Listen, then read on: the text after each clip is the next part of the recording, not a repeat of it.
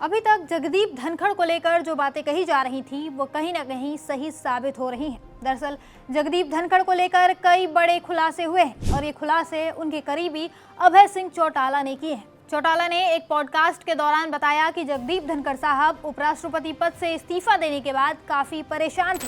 उनको अंदर ही अंदर घुटन महसूस हो रही थी। अभय चौटाला ने बताया, उपराष्ट्रपति पद से इस्तीफा होने के बाद जब मैंने उनसे बात की तो उन्होंने कहा कि मुझे इस घर में घुटन महसूस होती है, मैं यहाँ रहना नहीं चाहता। इसके बाद मैंने उनको फार्म हाउस में आकर रहने का आग्रह किया था। वहीं जहां एक और इस्तीफा देते समय जगदीप धनखड़ ने स्वास्थ्य कारणों का हवाला दिया था, अब अभय चौटाला ने खुलासा करते हुए कहा कि धनखड़ एकदम स्वस्थ हैं और वो रोजाना सुबह शाम टेबल टेनिस खेलते हैं और दोनों टाइम स्विमिंग भी करते हैं।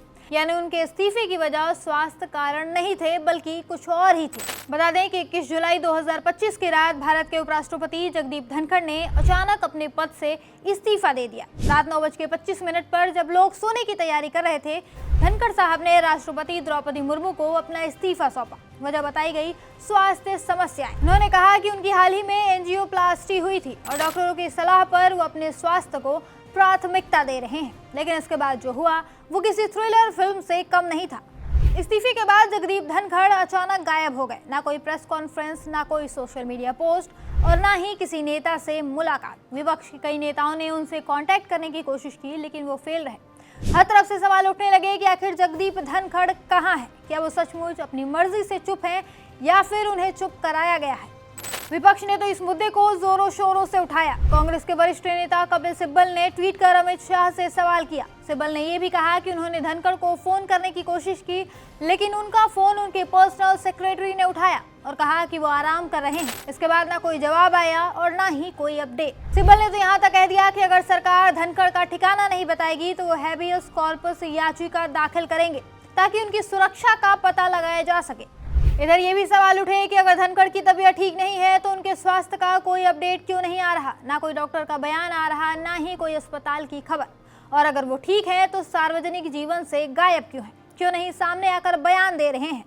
इसे लेकर गृह मंत्री अमित शाह से भी सवाल किया गया लेकिन शाह साहब ने साफ जवाब देने के बजाय टाल मटोल कर दी। उन्होंने कहा, धनखड़ जी ने स्वास्थ्य कारणों से इस्तीफा दिया, इसमें ज्यादा कुछ ढूंढने की जरूरत नहीं है। हालांकि उनका जवाब देने का तरीका कुछ और ही बता रहा था, जिससे लोगों का शक और गहरा हुआ और सवाल भी बढ़ गए। कुल मिलाकर 1.5 महीने तक धनखड़ साहब का कुछ अता पता नहीं चला। फिर इंडियन एक्सप्रेस की एक रिपोर्ट में बताया गया कि धनखड़ साहब आखिरकार उपराष्ट्रपति आवास से बाहर निकले हैं। वो धौला कुआं के army research and referral hospital में डेंटिस्ट से मिलने गए। इसके बाद खबर आई कि 1 सितंबर को उन्होंने सरकारी आवास खाली कर दिया और वे दक्षिण दिल्ली के छतरपुर इलाके में स्थित अभय चौटाला के फार्म हाउस में शिफ्ट हो गए हैं। अब अभय चौटाला का ये खुलासा कि जगदीप धनखड़ उपराष्ट्रपति पद से इस्तीफा देने के बाद से काफी परेशान थे, उनको अंदर ही अंदर घुटन महसूस हो रही थी, कहीं न कहीं इस इस्तीफे पर गंभीर सवाल खड़े करती है।